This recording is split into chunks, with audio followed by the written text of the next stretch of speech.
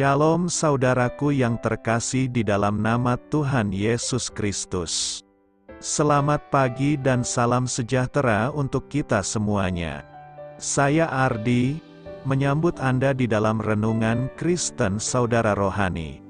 Selamat datang kembali di dalam renungan dan siraman rohani pagi hari ini. Harapan kami, semoga saudara yang terkasih dalam keadaan sehat selalu. Kiranya damai dan sukacita Roh Kudus melimpah dan tercurah di dalam hati dan pikiran saudara saat ini. Sebelum kita mulai renungan kita pada pagi ini, marilah kita bersama-sama berdoa. Selamat pagi Allah Bapa di surga, Allah yang Maha Pengasih dan Maha Baik. Terima kasih untuk penjagaan-Mu semalaman sehingga kami bisa tidur dengan nyenyak. Terima kasih untuk pagi hari yang indah, yang Tuhan sediakan untuk kami. Tuhan, pada hari ini, kami anak-anak-Mu akan melakukan berbagai aktivitas. Kami akan bekerja, dan menjalankan tanggung jawab kami, kiranya Kau yang mampukan. Kami serahkan seluruh rencana dan agenda hari ini ke dalam tangan Tuhan. Biar Tuhan yang berkarya dan biarkan semua rencana sesuai dengan kehendak-Mu ya Tuhan Yesus yang baik. Ampuni dosa dan kesalahan kami Tuhan. Jadikan kami pribadi yang lebih baik setiap harinya. Terima kasih karena telah membolehkanku untuk kembali menghirup udara segar di pagi hari ini. Menikmati seluruh anugerah yang telah Engkau berikan kepadaku. Itu semua karena kebaikan dan curahan kasih yang nyata dari Engkau di kehidupanku. Haleluya! Dalam nama Tuhan Yesus, aku sudah berdoa. Amin. Sahabat saudara rohani, pembacaan ayat emas Alkitab renungan kita hari ini terambil dari kitab Yesaya 32 ayat 1 sampai dengan ayat 8. Sesungguhnya, seorang raja akan memerintah menurut kebenaran, dan pemimpin-pemimpin akan memimpin menurut keadilan, dan mereka masing-masing akan seperti tempat perteduhan terhadap angin dan tempat perlindungan terhadap angin ribut, seperti aliran-aliran air di tempat kering, seperti naungan batu yang besar di tanah yang tandus. Mata orang-orang yang melihat tidak lagi akan tertutup, dan telinga orang-orang yang mendengar akan memperhatikan. Hati orang-orang yang terburu nafsu akan tahu menimbang-nimbang, dan lidah orang-orang yang gagap akan dapat berbicara jelas. Orang bebal tidak akan disebutkan lagi orang yang berbudi luhur, dan orang penipu tidak akan dikatakan terhormat, sebab orang bebal mengatakan kebebalan, dan hatinya merencanakan yang jahat, yaitu bermaksud murtad dan mengatakan yang menyesatkan tentang Tuhan, membiarkan kosong perut orang lapar dan orang haus kekurangan minuman. Kalau penipu, akal-akalnya adalah jahat. Ia merancang perbuatan-perbuatan keji untuk mencelakakan orang sengsara dengan perkataan dusta, sekalipun orang miskin itu membela haknya. Tetapi orang yang berbudi luhur merancang hal-hal yang luhur, dan ia selalu bertindak demikian. Ayat renungan pagi kita terambil dari kitab Yesaya 32 ayat 1 sampai dengan ayat 8. Inti dari ayat emas renungan kita adalah, sesungguhnya, seorang raja akan memerintah menurut kebenaran seperti aliran-aliran air di tempat kering. Mari kita mulai renungan pagi kita. Kata-kata bijak yang dapat kita petik adalah, Yesus Raja kita. Renungan kita pada hari ini ditulis dan disusun oleh Karen Pimpo. Mari kita mulai kisah inspiratif. Saat mengebor minyak di salah satu negara terpanas dan terkering di dunia, sekelompok pekerja terkejut menemukan suatu sistem air bawah tanah yang sangat besar. Pada tahun 1983, sebuah proyek sungai besar buatan manusia pun dimulai, dengan pemasangan jaringan pipa untuk mengalirkan air tawar berkualitas tinggi ke kota-kota yang sangat membutuhkannya. Sebuah plakat yang dipasang di dekat proyek tersebut berbunyi, "Dari sinilah mengalir urat nadi kehidupan." Nabi Yesaya menggunakan gambaran air di padang gurun untuk menggambarkan seorang raja masa depan yang akan memerintah dengan kebenaran. Ketika para raja dan penguasa memerintah dengan adil dan benar, mereka akan menjadi seperti aliran-aliran air di tempat kering, seperti naungan batu yang besar di tanah yang tandus. Sebagian penguasa memilih untuk mengambil bagi dirinya sendiri daripada memberi. Akan tetapi, seorang pemimpin yang menghormati Allah akan memberikan keteduhan, keamanan, pemeliharaan, dan perlindungan bagi rakyatnya. Yesaya berkata, "Di mana ada kebenaran Allah, di situ akan tumbuh damai sejahtera bagi umatnya. Dan akibat kebenaran ialah ketenangan dan ketenteraman untuk selama-lamanya." Kata-kata pengharapan dari Yesaya kelak akan mendapatkan makna yang sepenuhnya dalam diri Yesus, yang akan turun dari sorga. Demikianlah kita akan selama-lamanya bersama-sama dengan Tuhan. Sungai besar buatan manusia hanyalah sesuatu yang dibuat oleh tangan manusia. Suatu hari nanti, air di tempat penampungan itu akan habis. Namun, Raja kita yang adil dan benar selalu membawa kesegaran dan air kehidupan yang takkan pernah kering untuk selama-lamanya. Marilah kita renungkan di dalam hati kita, manakah area hidup Anda yang membutuhkan kesegaran air hidup dari Tuhan Yesus? Bagaimana Anda dapat mengikuti teladannya, dengan membawa kesegaran bagi orang lain? Hal ini patut kamu ketahui. Nubuat-nubuat yang disampaikan oleh Nabi Yesaya sering mengecam Israel sebagai bangsa yang mata dan telinganya tertutup. Sang Nabi mengulang-ulang frasa tersebut untuk menunjukkan bagaimana umat Allah menolak untuk melihat atau mendengar Dia. Mereka hanya memikirkan kepentingan mereka sendiri. Kitab-kitab Injil menunjukkan bagaimana murid-murid Yesus mengharapkan Dia menjadi Raja yang dijanjikan oleh Yesaya. Namun, sama seperti orang-orang pada zaman Sang Nabi, mata dan telinga mereka tertutup terhadap apa yang sebenarnya Allah lakukan melalui anaknya, yaitu mengalahkan kuasa dosa di dunia ini.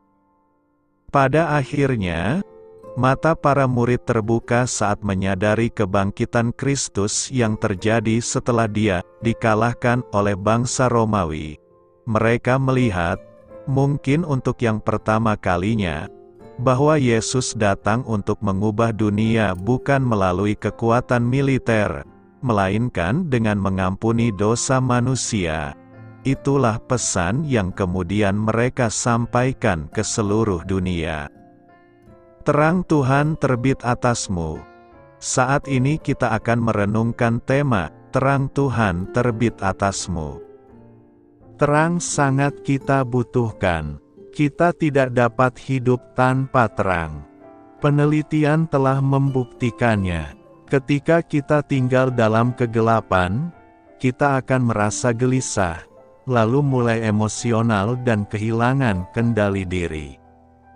Jika keadaan ini terus dibiarkan, kita dapat menjadi paranoid dan mengalami halusinasi.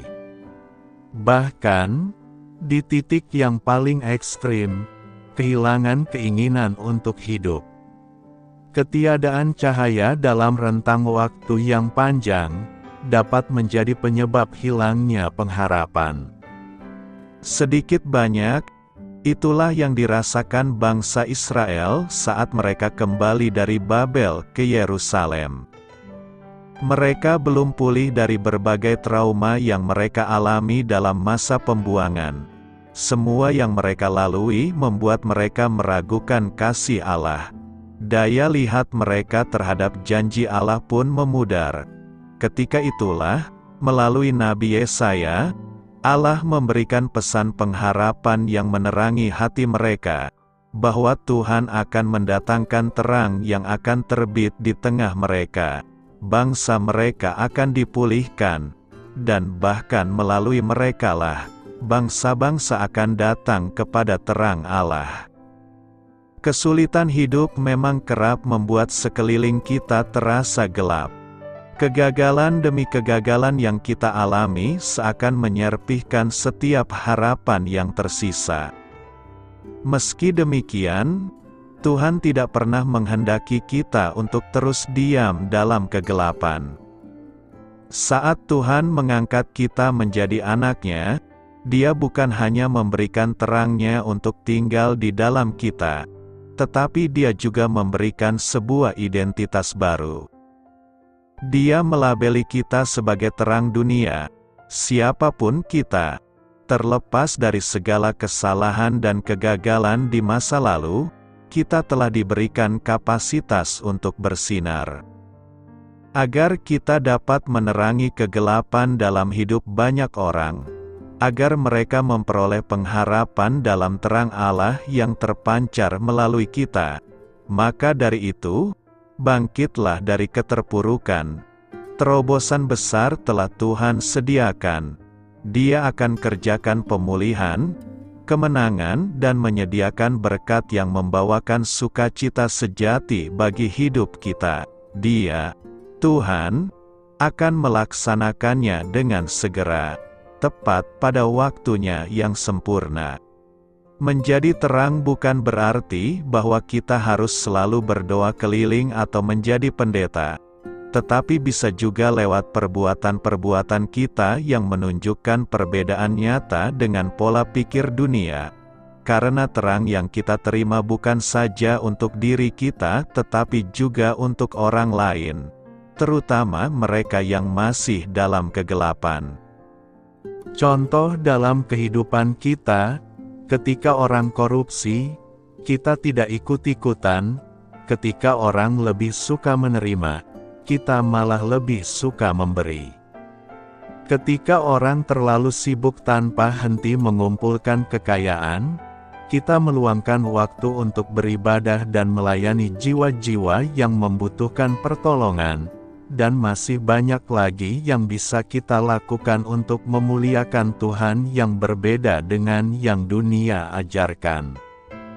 Semuanya itu menunjukkan bahwa ada terang sejati yang berkuasa atas diri dan hidup kita, yaitu Tuhan Yesus. Melalui kita dunia akan melihat perbedaan nyata dan mengerti arti terang dalam Kristus.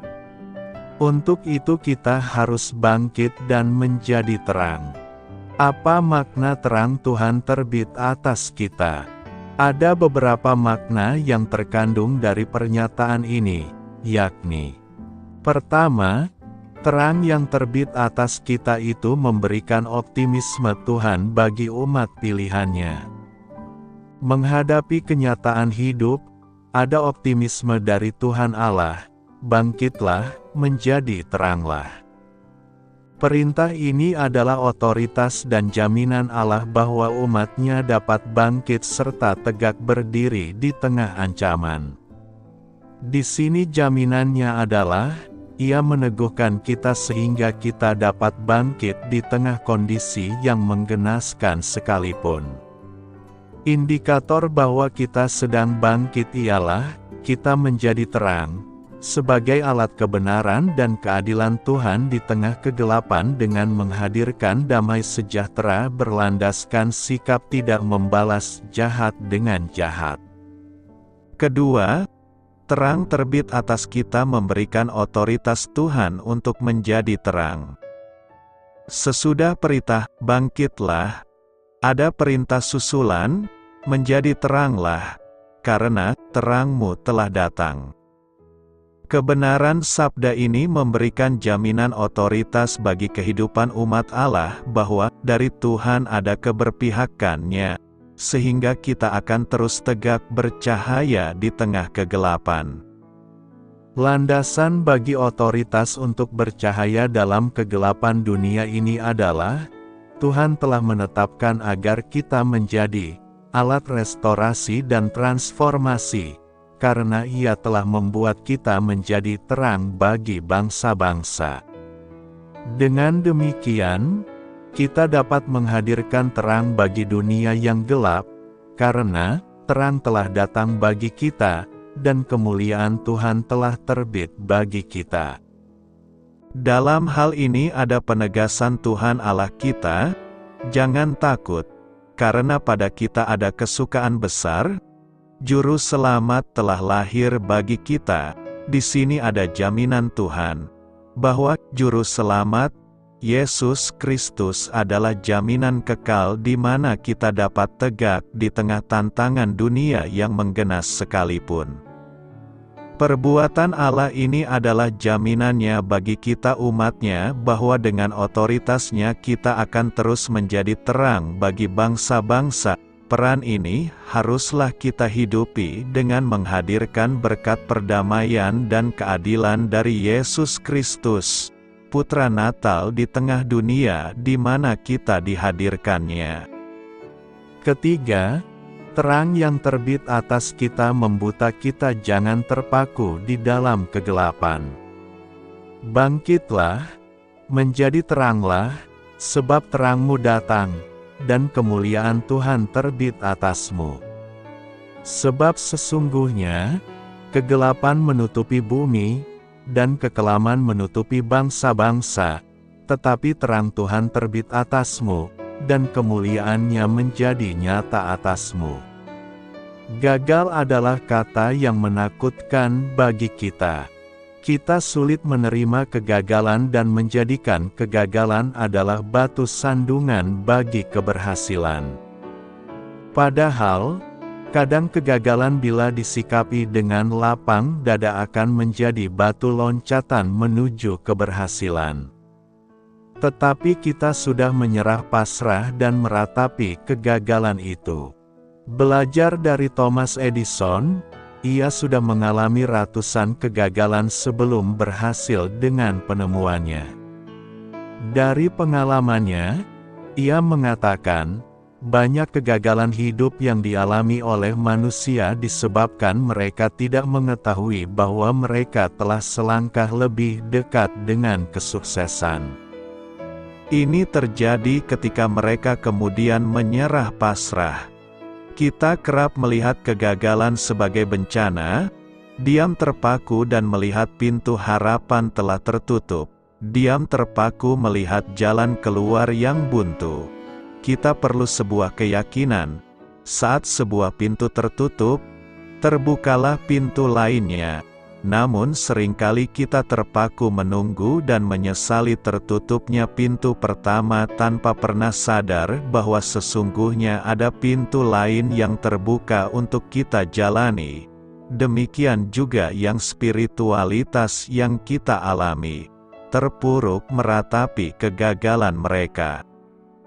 Hidup terasa tidak ada masa depan yang pasti, meratapi hidup dalam kegelapan. Yesaya mengebrak kita dengan mengatakan, bangkitlah, menjadi teranglah, sebab terangmu datang, dan kemuliaan Tuhan terbit atasmu. Sebab sesungguhnya, kegelapan menutupi bumi, dan kekelaman menutupi bangsa-bangsa, tetapi terang Tuhan terbit atasmu, dan kemuliaannya menjadi nyata atasmu. Mata kita hanya tertuju pada dunia yang gelap, masa depan yang tak berpengharapan, jalan keluar yang telah tertutup, padahal Tuhan telah menerbitkan terang bagi kita hari ini.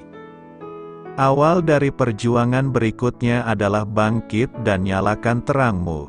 Orang percaya tidak boleh menyerah dan kalah. Pegang janji Tuhan. Mazmur 37 ayat 24.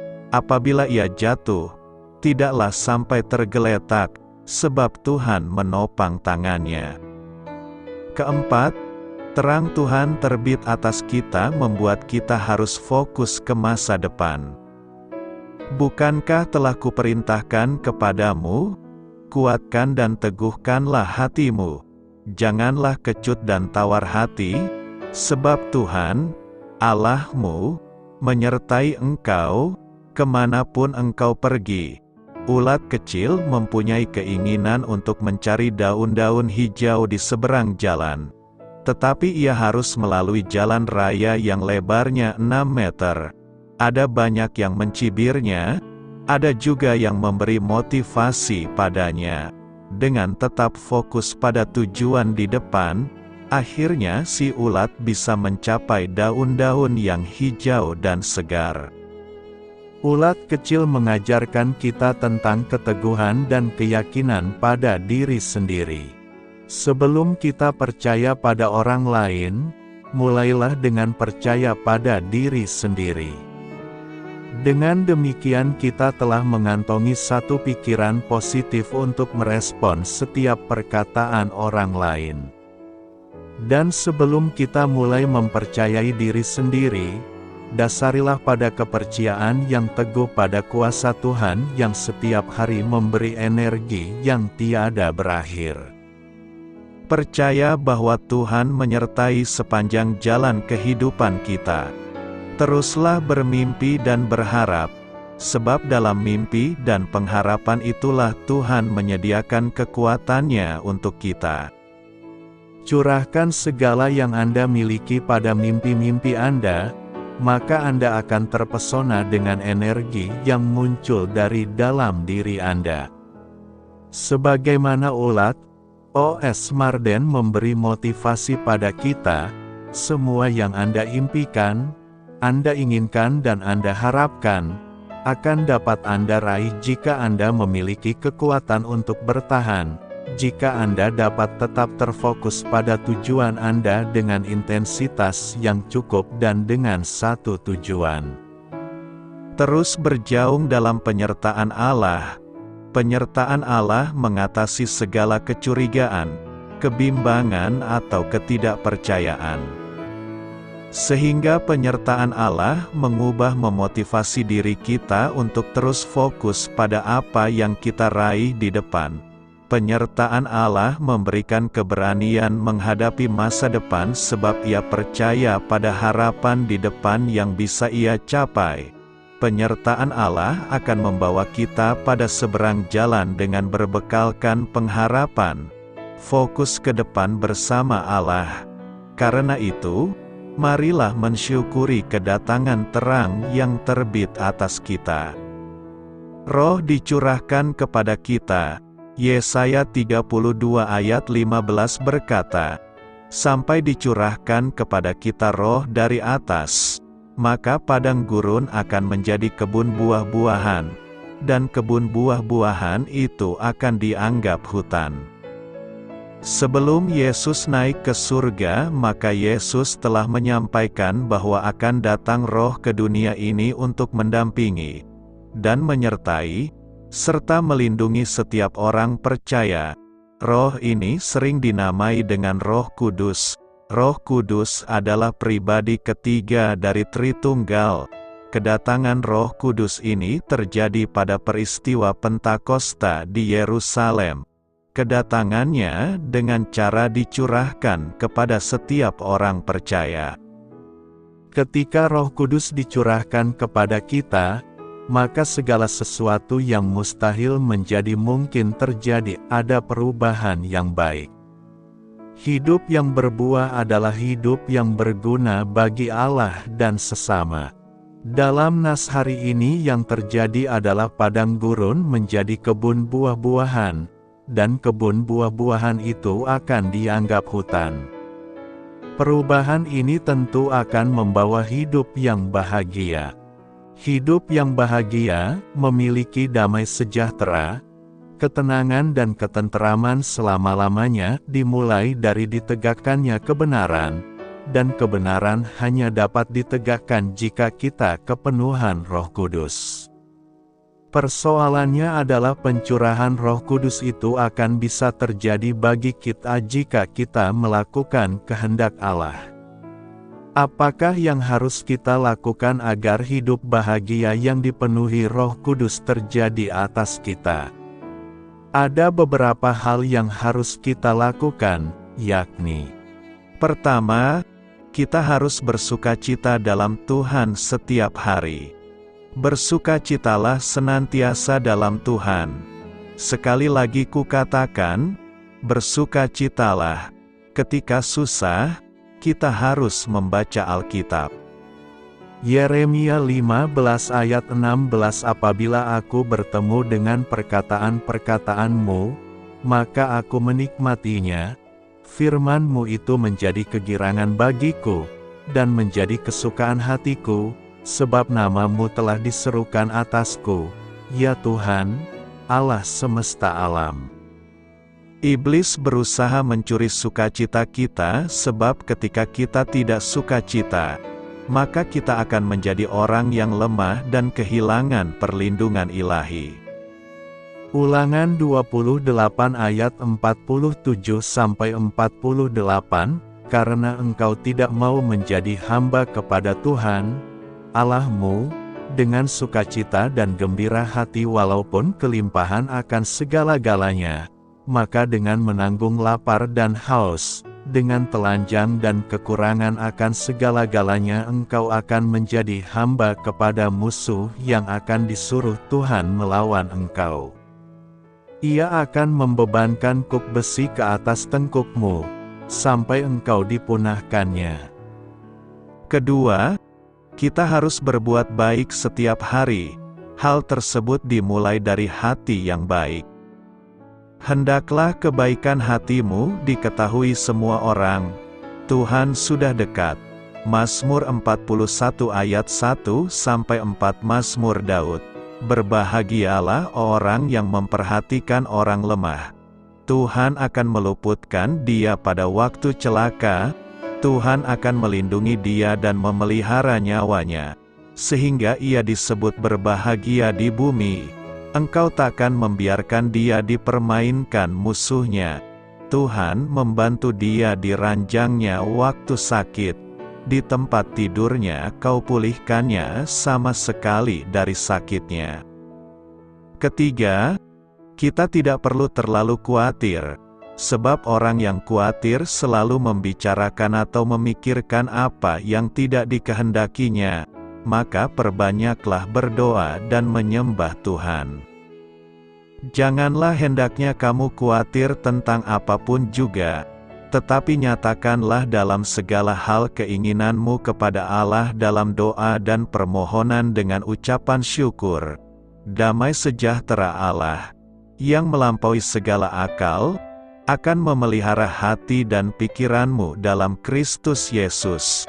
Amsal 18 ayat 21 Hidup dan mati dikuasai lidah. Siapa suka menggemakannya, akan memakan buahnya. Keempat, kita harus fokus pada perkara-perkara yang di atas. Maka tentukanlah target kerohanian kita. Jadi akhirnya, saudara-saudara, semua yang benar, semua yang mulia, semua yang adil, semua yang suci, semua yang manis, semua yang sedap didengar, semua yang disebut kebajikan dan patut dipuji. Pikirkanlah semuanya itu. Iman, kasih dan pengharapan kita kepada Tuhan akan selalu kuat jika kita memikirkan perkara-perkara yang demikian. Karena itu, pastikanlah diri kita sebagai tempat Roh Kudus tercurah, agar hidup kita mengalami hidup yang bahagia. Bagaimana saya bisa terlihat benar di hadapan Allah? Mari kita jawab, supaya bisa terlihat benar di hadapan Allah. Pertama-tama kita perlu tahu seperti apa yang terlihat salah baginya. Dosa adalah jawabannya. Mazmur 14 ayat 3 menyatakannya dengan ringkas. Tidak ada yang berbuat baik, seorang pun tidak. karena manusia telah memberontak melawan hukum Tuhan, maka kita semua sekalian sesat seperti domba, seperti yang tertulis di Yesaya 53 ayat 6. Kabar buruk mengenai hukuman atas dosa adalah kematian. Orang yang berbuat dosa, itu yang harus mati. Dijelaskan di Yehezkiel 18 ayat 4. Kabar baiknya adalah Allah Maha Pengasih sendiri yang mau mencari manusia untuk menyelamatkannya dari kebinasaan. Yesus menyatakan bahwa maksud kedatangannya adalah untuk mencari dan menyelamatkan yang hilang, seperti yang dipaparkan di Lukas 19 ayat 10. Melalui Yohanes 19 ayat 30, Yesus telah mengumumkan bahwa rencananya sudah dipenuhi ketika Dia mati di atas kayu salib dengan berkata, "Sudah selesai." Memiliki hubungan yang benar dengan Allah dimulai dengan mengakui dosa-dosamu. Hendaklah dengan kerendahan hati kita mengaku dosa kepada Allah, seperti yang tertulis di Yesaya 57 ayat 15, diiringi adanya tekad untuk meninggalkan dosa. Pertobatan semacam ini harus dibarengi dengan iman, khususnya kepada kematian dan kebangkitan Yesus yang memungkinkan Dia menjadi juru selamat Anda. Sebab jika kamu mengaku dengan mulutmu bahwa Yesus adalah Tuhan, dan percaya dalam hatimu bahwa Allah telah membangkitkan Dia dari antara orang mati, maka kamu akan diselamatkan. Jelas Paulus di Roma 10 ayat 9. Masih banyak lagi ayat-ayat lain yang berbicara mengenai pentingnya iman, seperti misalnya Yohanes 20 ayat 27, Kisah Para Rasul 16 ayat 31, Galatia 2 ayat 16, 3 ayat 11 dan 26 dan Efesus 2 ayat 8. Terlihat benar di hadapan Allah berhubungan dengan responmu terhadap apa yang Allah telah lakukan bagimu. Allah mengirimkan juru selamat, menyediakan korban untuk menghapus dosa-dosamu, seperti yang dipaparkan di Yohanes 1 ayat 29. Allah menawarkan janjinya dengan jelas di Kisah Para Rasul 2 ayat 21. Barang siapa yang berseru kepada nama Tuhan akan diselamatkan. Melalui Lukas 15 ayat 11-32, ilustrasi indah mengenai penyesalan dan pengampunan juga bisa kita temukan dalam kisah anak yang hilang. Anak yang bungsu menghambur-hamburkan warisan ayahnya dalam dosa yang memalukan. Ketika dia bertobat, dia memutuskan untuk kembali ke rumah. Dia berpikir bahwa dirinya tidak mungkin akan dianggap sebagai anak lagi, namun dia salah. Sang ayah tetap mengasihi anak yang memberontak, namun sudah pulang ke rumah itu dengan kasih yang tidak berubah. Segala kesalahannya diampuni dan pesta bahkan diadakan untuk merayakan kepulangannya. Allah setia dalam memelihara janji-janjinya, termasuk janji untuk mengampuni. Tuhan itu dekat kepada orang-orang yang patah hati, dan Ia menyelamatkan orang-orang yang remuk jiwanya. Tulis Daud di Mazmur 34 ayat 19. Jika Anda ingin terlihat benar di hadapan Allah, berikut ini adalah sebuah contoh doa. Ingat, sekedar mengucapkan doa ini atau doa-doa lainnya tidak akan menyelamatkan Anda. Doa ini adalah sebuah cara untuk mengungkapkan kepada Allah bahwa Anda beriman kepadanya dan ungkapan terima kasih kepadanya atas keselamatan yang Dia sediakan bagimu.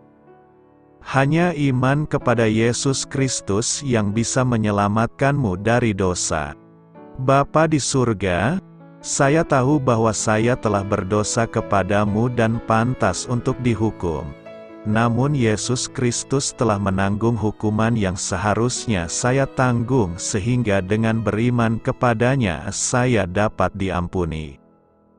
Saya berbalik dari dosa-dosaku dan percaya kepadamu supaya bisa diselamatkan. Terima kasih untuk anugerah dan pengampunanmu yang indah, yaitu karunia hidup kekal. Amin. Berjalan dalam tuntunan Tuhan. Yesaya 58 ayat 11 berkata, Tuhan akan menuntun engkau senantiasa dan akan memuaskan hatimu di tanah yang kering, dan akan membaharui kekuatanmu. Engkau akan seperti taman yang diairi dengan baik dan seperti mata air yang tidak pernah mengecewakan.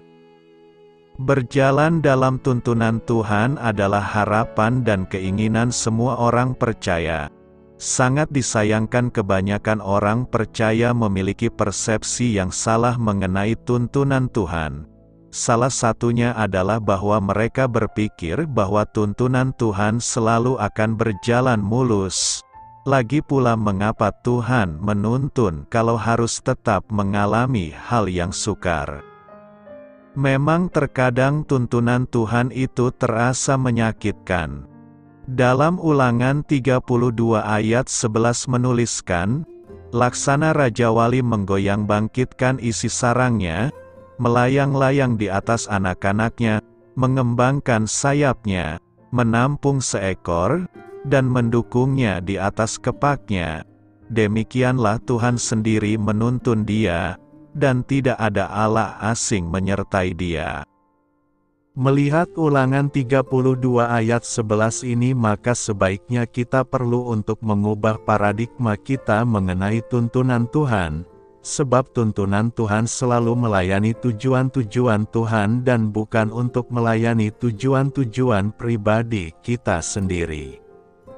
Ada beberapa prinsip utama jika kita mau berjalan dalam tuntunan Tuhan, yakni: pertama, Tuhan berkehendak untuk menuntun kita selalu. Berarti tidak ada waktu di mana Tuhan tidak menuntun kita. Tuhan selalu menuntun kita. Kalau ada orang yang berkata Tuhan tidak menuntun dia, itu berarti itu bukan kesalahan Tuhan, tapi kesalahan orang itu sendiri. Kedua, Tuhan mau menuntun kita secara langsung dan pribadi. Tuhan sendiri akan menuntun kita. Tuhan secara langsung menuntun umat-Nya. Dan tuntunan itu bersifat pribadi untuk perorangan ataupun secara kolektif.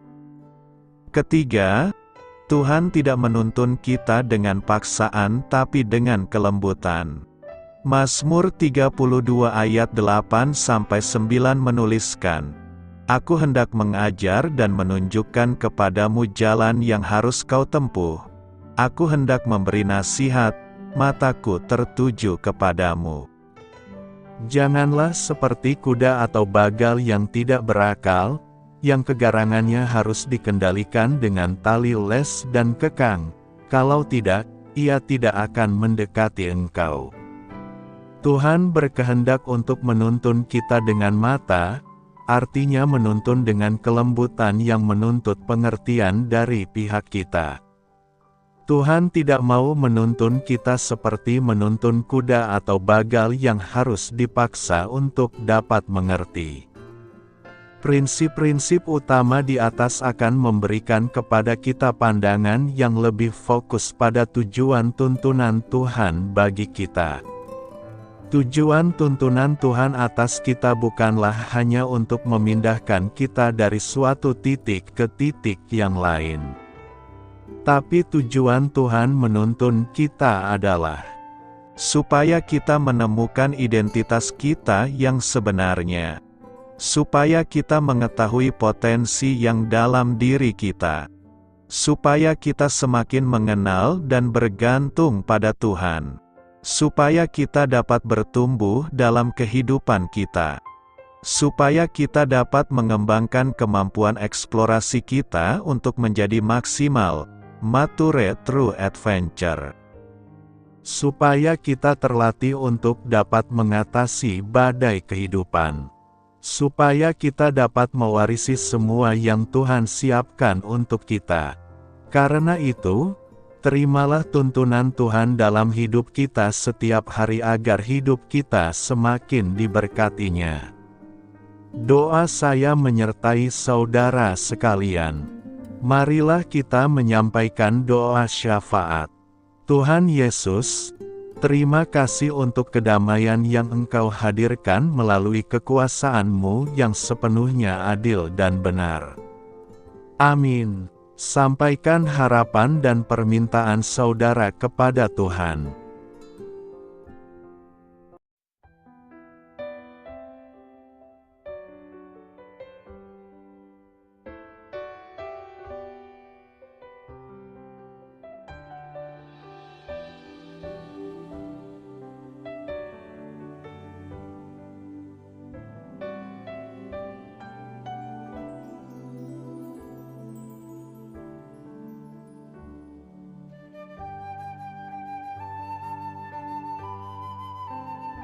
Marilah kita renungkan sahabat saudara rohani.